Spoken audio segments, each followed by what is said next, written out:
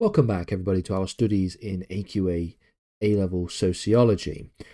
We are continuing talking about crime and deviance in this video, and we're going to focus on the idea of victimization in this lesson, focusing specifically on the patterns of victimization and the explanations for these patterns, specifically referencing the idea of positivist and criminal victimology. So, to just start initially in this conversation, the idea of victimization refers to the experience of being harmed, injured, or subjected to some kind of wrongdoing, often by another person, by another group, or by another entity. Now, in the context of sociology, the idea of victimization pertains to the study of who is most likely to be a victim of crime, the patterns that emerge as the result of this in terms of victimization, and the various explanations that are required to try and explain why these patterns happen, what are the reasons for the patterns in victimization. So, victimization is not evenly distributed across society, just like crime is not evenly distributed. The victims of crime are not evenly distributed in the same way as the perpetrators. Certain groups are more likely to experience victimization than other groups, and victimization will often follow certain patterns, including things like relating to age, to gender, to class, to ethnicity, and to location. Beginning first then, in looking at patterns of victimization, one of the methods and one of the modalities that we could explore is that relating to gender. Women are more likely to be the victims of domestic violence, of sexual assault, and of rape. According to studies, women are disproportionately victimized by men in context of intimate power and partner violence. So the power relationships and the power dynamics that exist in intimate partner relationships. Things like sexual harassment as well, and other forms of gender-based violence. By contrast, men, on the other hand, are more likely to be victims of violent crime. So this includes things like physical assaults, robberies, and homicide. Male victims are less likely to report these crimes, which may also impact and influence the data on victimization. The gendered nature of victimization, then, is influenced by patriarchal structures in society, where women face more systemic vulnerabilities and men face more societal pressures concerning and revolving around ideas of masculinity, making it harder for them to report victimization. When thinking about age, young people, particularly teenagers and young adults in the early 20s, these are at higher risk of being victims of crime. They are more likely to experience crimes such as thefts, assaults, and sexual victimization. This is often related to factors such as peer pressure, involvement in riskier behaviors, and greater social exposure.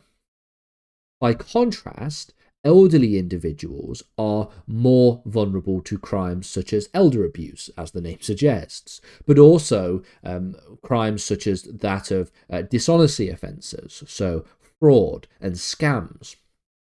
Factors like isolation, physical frailty, and a reduced capacity to defend oneself often contributes to a higher risk of victimization among older adults. In terms of socioeconomic class and victimization, people from lower socioeconomic backgrounds are more likely to be victims of crime, with reference specifically to things like property crimes, such as burglary, car theft, violence, and violent crimes such as assault and battery. Poverty, social marginalization, and a lack of resources, often places on individuals in high crime areas, makes them more vulnerable to victimization. And so if we think of by contrast point, the people from higher social classes may be less likely to experience these types of crimes, but may face different kinds of crimes, such as white-collar crimes, fraud, financial crimes, perpetrated by people in positions of power and authority.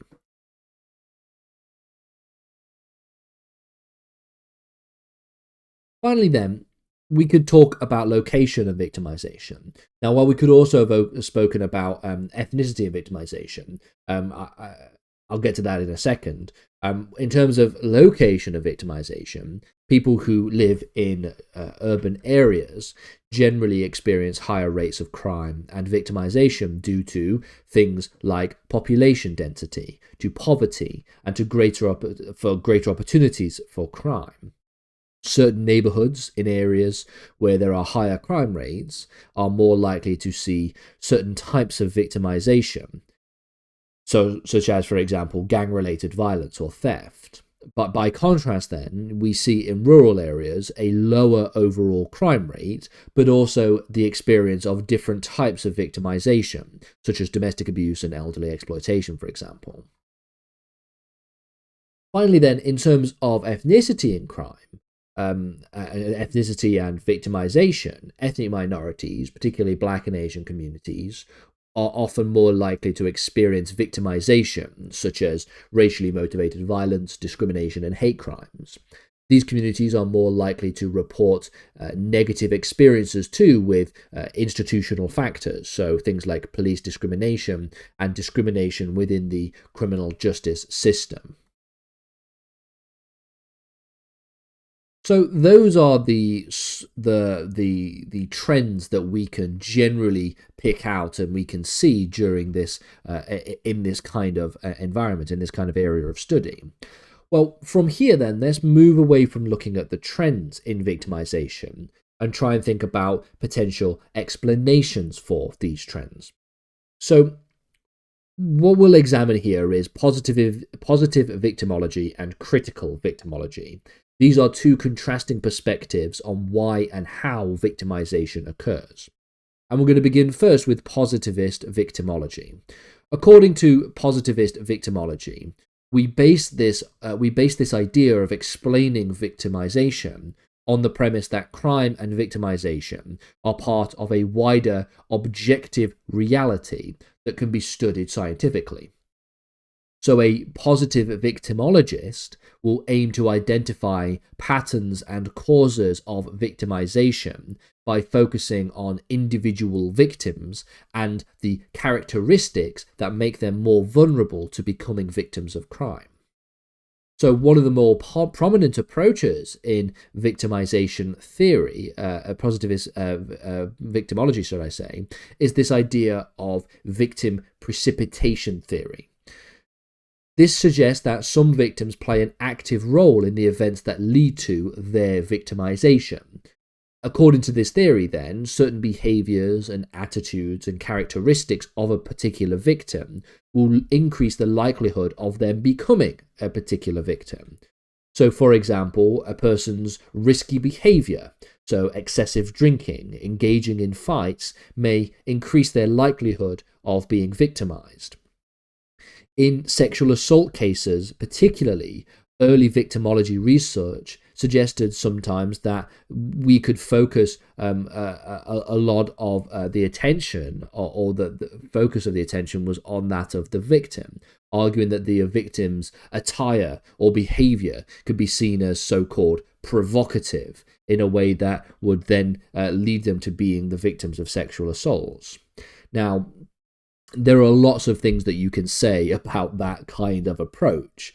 Firstly, suggesting that this would then take you from a position of thinking about how victims might contribute to a condition that leads them to becoming victims and blaming them for the crimes of which they suffered. Those are two completely different things. But also in thinking about things like a victim's attire or behavior in sexual assault cases, essentially misses the point of sexual assault cases. People don't get sexually assaulted on the basis of how they look. It's about power dynamics. It's about opportunity. So this view has been heavily critiqued and has been discredited over time. An alternative idea within positivist victimology is known as routine activities theory. This is the position that essentially occurs that crime, essentially posits, should I say, that crime occurs when three factors converge. The first factor is a motivated offender, somebody who is motivated to actually commit and engage in criminal activity. The second is a suitable target, a person, an object, or property that is vulnerable to crime. And then the final point is the lack of a capable guardian, i.e. a police presence or security system. So a capable guardian in this regard doesn't necessarily focus on what we think of when we think about guardianship in broader social context, like parents or social workers. It is more the guardian of society, should I say, a police presence, a security system. This theory focuses on everyday activities and circumstances of individuals that might increase their vulnerability to crime. So, for example, people who have a routine that exposes them to certain risks, such as walking alone at night or living in quite high crime areas, may be more likely to become victims. That seems to be a pretty easy thing to explain and understand. Now, positivist victimology as an idea is often criticized for promoting victim blaming, the notion that victims are responsible for their victimization due to their own actions or their own lifestyle choices. Now, there is definitely a way in which you can carve out a critique or at least an explanation for why certain crimes are committed that does not take us down the road of victim blaming. So you can explain that a person is more likely to be the victim of a crime if they, for example, walk home at night down certain quiet passages or alleys and all these different kinds of things. That is explaining why this person is more likely to be a victim of crime, and it is concerning their own behavior without necessarily promoting a victim-blaming attitude, because victim-blaming implies a certain sense of moral culpability. The moral culpability for anybody who commits for any crime that happens is the person who commits the crime. It's not the victim of a crime. But others still also suggest that this perspective ignores the role of the perpetrator and also the social context that shapes victimization as well. And so a second point that can be thought of is known as critical victimology. This contrasts with the positivist idea of victimology and takes a more socially, politically oriented approach. The idea of critical victimology focuses on structural causes of victimization, exploring how inequalities of power and class and race and gender all shape patterns of both crime and victimization. So there is a challenge to the assumption of positivist victimology by questioning who gets to define victimhood and how social inequalities influence the victimization process. And so with this in mind, we see that critical victimology focuses on and argues that victimization is often a product of social structures and of the idea of inequalities that might exist within everyday society. These inequalities can be based on a whole holistic collection of factors. It could be based on, for example, your class, your gender, your ethnicity. It could be intersectional in the sense that it is a collection of or multiple points along that of those points of domination that intersect together to create to create an even broader sense of victimology. So it could be class and gender, or class, gender, and ethnicity. These all contribute to making certain groups more vulnerable to victimization than other groups. And so the critical victimologist would argue that structural factors including poverty and discrimination and the unequal access to very important resources like education and health and basic needs and services, all create conditions that make it more likely for certain individuals to be marginalized and therefore experience crime. So, for example, women are more likely to be victims of domestic violence due to patriarchal structures of society, and working class individuals might experience higher victimization levels due to their economic vulnerability and exposure to higher crime environments. The critical victimologist then challenges the way that society defines victims. They argue that the concept of victimhood is socially constructed and is influenced by a number of very important power dynamics. So groups such as ethnic minorities, poor people, women, may not be seen as legitimate victims in the eyes of the law or in public discourse. And so this perspective highlights the role that social justice plays in determining who is recognized, who gets to be a victim. So, for example, when we think about state violence or police brutality, in a lot of cases, these things are ignored or minimized, while people who engage in protest movements, who may be the victims of state violence or police brutality, if they are acting in a perfectly reasonable way within their human rights protections, they may be viewed as troublemakers, rather than seeing the violence of systemic oppression. When the police attack protesters in various circumstances, some people approach that from the perspective of the troublemakers causing trouble, rather than them as being victims of crime and being victims of violations of their fundamental rights, their fundamental convention rights, for example. In critical victimology as well, labelling theory plays a very significant role. It suggests that society's reactions to crime and deviance often result in the labelling of individuals as either victims or offenders. For example, an individual who has been victimised by a hate crime may be labelled as weak or vulnerable. This in turn affects their ability to seek justice and to get support.